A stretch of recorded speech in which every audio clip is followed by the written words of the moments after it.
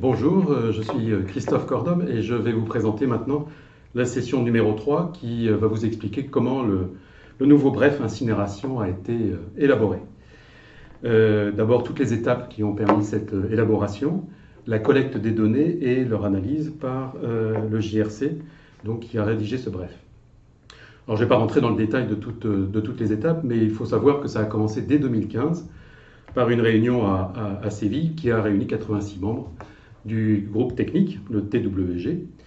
Et puis, il y a eu une liste, je passe sur les approches qui ont permis de voir les différents polluants qui sont à traiter. En septembre 2015, les associations dont nous faisons partie ont fait une liste des usines fonctionnant bien, les well performing, à peu près 500 usines, et ce qui a permis d'élaborer un questionnaire que vous avez sans doute rédigé pour collecter toutes les données des usines existantes avec l'année de référence de 2014.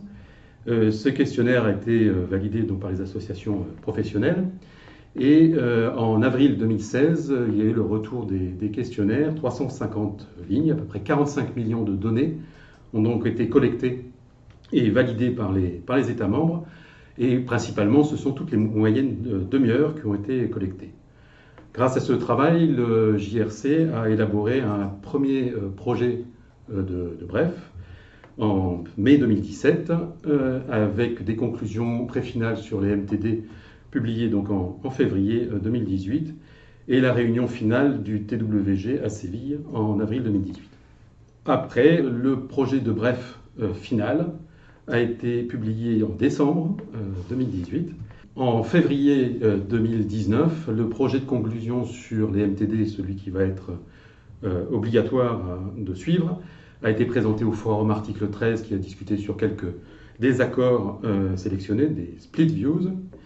Et en juin maintenant, donc, ce projet va être voté au niveau du comité article 75 et il est publié enfin, donc il est prévu d'être publié enfin à l'été 2019, le chapitre dédié aux conclusions sur les MTD, donc en anglais les Bad Conclusions, et c'est uniquement ce chapitre-là qui va être publié dans le journal officiel de l'Union européenne. Ce chapitre sera traduit dans les 23 langues de l'Union, et à partir de sa publication, il y aura un délai de 4 ans pour réexaminer les permis d'exploiter et avoir la mise en œuvre de ces nouveaux permis, donc avant la mi-2023, en fonction de la date effective de publication. Enfin, en fin 2019, l'ensemble du bref incinération, avec ses environ 800 pages, en anglais, et uniquement en anglais, sera publié sur le site de l'EIPPCB sous la forme d'un rapport scientifique.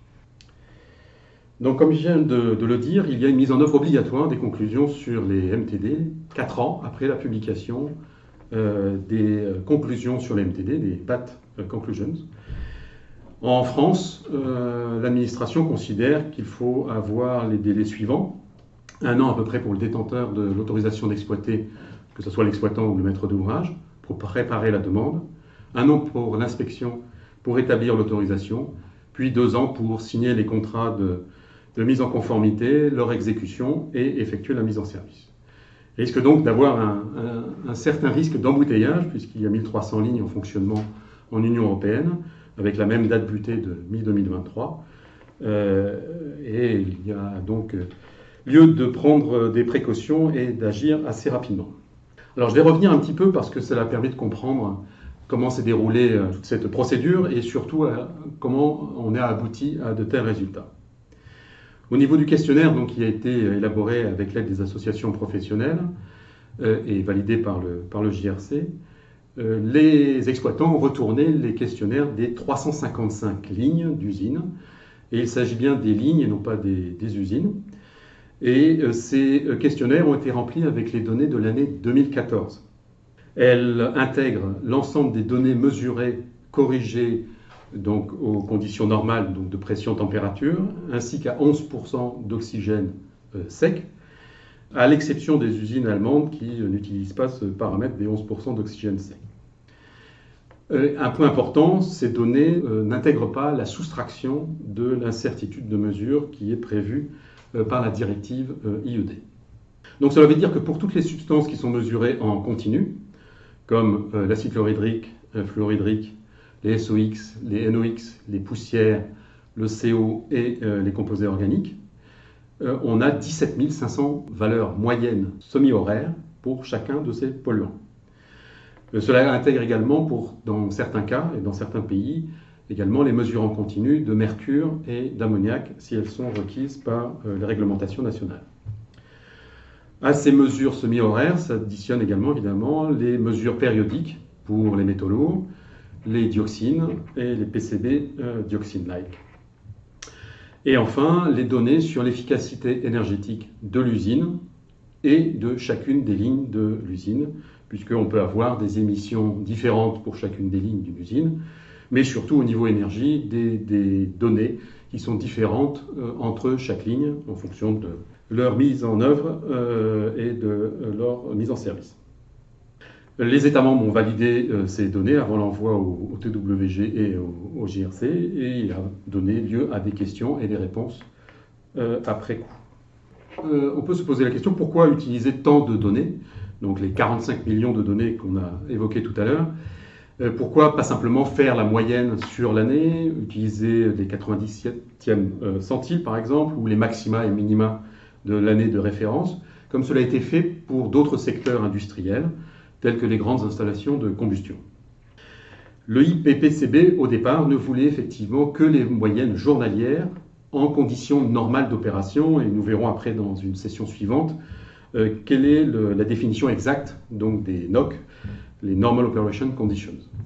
Il faut savoir que la plupart des secteurs industriels ont des contraintes simplement dans les conditions normales d'opération. Cela n'est pas le cas dans notre secteur d'activité, puisque l'annexe 6 de la directive sur les émissions industrielles requiert que nos installations soient conformes en valeur limite d'émission pour les conditions effectives d'opération. Et nous reverrons donc dans une session suivante quelles sont les différences entre les deux. Donc la seule solution que les associations ont proposée a été de collecter toutes les valeurs semi-horaires et d'utiliser des filtres pour ôter les valeurs qui étaient obtenues en dehors de ces conditions normales d'opération. Alors les données ont été collectées pour différents types de déchets et pour différents types de procédés de combustion. Vous voyez sur ce tableau les nombres de lignes donc, qui ont donné leurs 17 500 valeurs semi-horaires. Donc pour les déchets municipaux, donc par exemple 205 fours à grille, et puis une usine en gazification qui traite surtout d'abord du bois déchet en mélangé avec un peu de combustible dérivé de déchets, et puis après des lits fluidisés, par exemple pour les bouts de stations d'épuration, ou des fours tournants pour les déchets dangereux. Donc on voit tout le panel de technologies et de différents types de déchets dont les données ont été récupérées. Cette collecte de données a été ouverte et était donc surtout sur des installations fonctionnant correctement.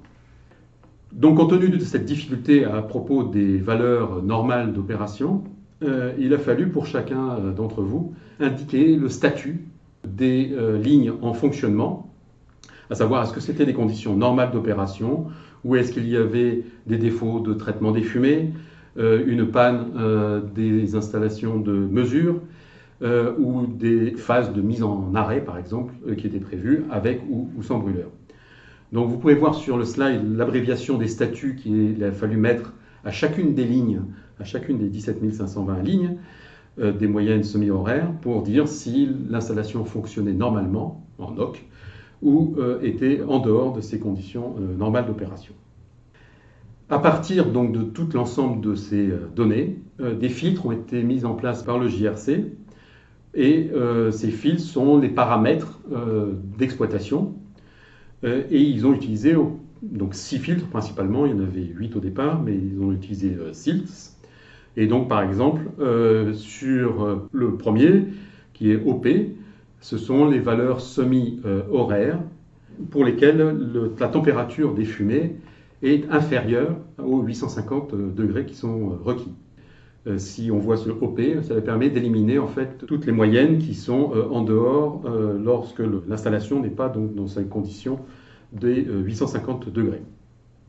Je ne vais pas rentrer dans le détail de l'ensemble de ces filtres, mais il faut savoir qu'après, le JRC a utilisé des combinaisons des filtres.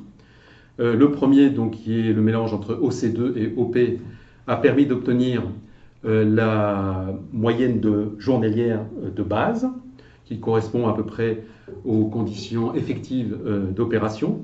Alors, même si cela n'est pas défini clairement, et nous verrons ça dans la session suivante. Il y a ensuite une autre combinaison OC1, OP, ELV et 43 qui donne une valeur moyenne journalière fine qui correspond à peu près aux conditions normales d'opération. De la même façon, cela n'est pas bien défini, nous verrons ça après. Et enfin, le dernier qui donne les moyennes semi-horaires dans les conditions effectives d'opération grâce à ces filtres. À partir de l'ensemble de cette filtration des données et du traitement des données, le JRC, et c'est bien le JRC, qui a établi des graphiques qui sont insérés dans l'annexe 8.6 du projet final de Bref, qui a été publié donc en décembre de l'année dernière. Et on voit que dans ces graphiques apparaissent donc les moyennes de base journalières, les moyennes fines donc pendant les conditions normales d'opération. Ils ont rajouté également une moyenne annuelle et ils ont fait donc la comparaison de l'ensemble de ces valeurs par rapport aux émissions limites prévues par l'usine. En complément, pour chacune de ces installations, ils ont indiqué quelles sont les techniques qui sont en place sur l'usine, à la fois pour la combustion ou pour le traitement des fumées, en fonction des paramètres qui sont indiqués. Alors vous voyez en bas, alors ce n'est pas l'usine, mais c'est un extrait donc, de cette annexe du Bref, pour les moyennes journalières et annuelles des poussières pour les déchets municipaux, qui est sur 3 pages de l'annexe du Bref. Et on verra après coup donc, un détail de ces valeurs. Alors d'abord un petit rappel à propos des BATAL, donc des niveaux de performance environnementale et d'émissions qui sont obtenus grâce aux meilleures techniques disponibles. Il est figé dans un guide d'élaboration des Bref que ces BATAL, ces niveaux de performance, sont exprimés sous la forme de fourchettes et non pas d'une valeur précise. L'idée derrière ça, c'est d'exprimer les différences entre les déchets qui sont traités, les procédés qui sont mis en œuvre ou les contraintes locales qui ont pu être figées par différents pays. Donc normalement, on demande une fourchette concrète, précise, du type de X à Y, donc de 2 à 10 par exemple. Néanmoins, on peut dire que ça peut être inférieur à X, donc inférieur à 2, pour reprendre mon exemple numérique, si la partie inférieure de cette fourchette ne peut pas être définie avec précision. Par exemple, correspond aux limites de détection des appareils de mesure. Donc on peut avoir une plage qui est inférieure à 2-10. Et donc les BATAL sont exprimés sous cette forme de plage. Normalement, la fourchette basse, qui est exprimée donc dans cette gamme, correspond aux valeurs qu'on obtient lors des conditions normales d'exploitation, avec les meilleures techniques disponibles, permettant d'obtenir la meilleure performance environnementale. Donc, pour chacun des paramètres, on peut obtenir cette valeur donc, de 2 que j'ai exprimée tout à l'heure. Néanmoins, il peut y avoir des contraintes liées à cette valeur minimale, ou cette valeur basse de la plage. On peut dire que, par exemple, ce bas de plage peut être obtenu avec tel procédé, et non pas de façon générale avec l'ensemble de tous les procédés. Donc il y a souvent des notes de bas de page exprimées avec ces plages pour expliquer dans quel contexte on doit considérer les bas de plage. Au contraire, la valeur haute de la fourchette correspond aux fourchettes de performance qu'on peut obtenir avec l'ensemble des systèmes, toujours dans les conditions normales d'exploitation. L'ensemble des données qui ont été fournies donc, par les usines en exploitation, fonctionnant correctement, ont permis au JRC de dériver des BATAL, donc des fourchettes de meilleures techniques disponibles. Donc elles sont dérivées des valeurs qui ont été fournies par les usines en exploitation. Il faut bien prendre en compte que, premièrement, aucune marge n'a été incluse pour tenir compte que éventuellement ces BATAL, ces valeurs, pourraient devenir des nouvelles valeurs limites d'émission. Ce sont des niveaux qui sont exprimés et non pas des limites. D'autre part, les incertitudes sur les valeurs en exploitation n'ont pas été prises en compte. Donc, comme le prévoit la directive, on peut retrancher des incertitudes, celles-ci n'ont pas été prises en compte. Un autre point, on ne sait pas, malgré les demandes répétées, comment le JRC, le IPPCB, a dérivé à partir de toutes les données qui ont été fournies ces plages BATAL. On a simplement su que ce n'était pas une simple évaluation statistique, les émissions collectées dans les questionnaires, avec un algorithme, mais on ne sait pas comment ils ont obtenu précisément ces plages. Donc on voit ici, pour les poussières, voilà la plage BATAL qui a été fixée de 2 à 5, mais on le verra un peu plus dans le détail sur un slide précédent. Après, le voilà, le slide suivant. Donc, pour exemple, donc on a vu les 3 pages qui sont annexées à l'annexe 8.6 du projet de bref et qui seront à nouveau dans le bref qui sera normalement publié à la fin de l'année 2019. Et vous voyez ici la compilation qu'on en a fait pour une lecture plus aisée, même si ça reste assez compliqué, pour exemple sur les poussières. Et on voit apparaître donc avec les triangles verts les valeurs en moyenne journalière pendant les conditions effectives d'opération. Donc on voit que les triangles se baladent un petit peu partout sur l'ensemble du graphe. Lorsqu'on prend les carrés jaunes, ce sont les moyennes fines normalement correspondant aux moyennes journalières pendant les conditions normales d'opération, donc qui se trouvent de façon générale des valeurs plus basses que les triangles. Ce que l'on voit beaucoup mieux encore, ce sont les losanges bleus qui correspondent aux valeurs moyennes annuelles, qui ne font pas l'objet donc de contraintes dans le bref. Et enfin, tout en bas, on voit le numéro correspondant à la ligne de l'usine qui a donné ces valeurs-là, le type de système de combustion, si c'est un four à gris, si c'est un lit fluidisé, le type de déchet qui est traité. Normalement, ils ont fait la collecte et rassemblé ces graphes par type de déchet.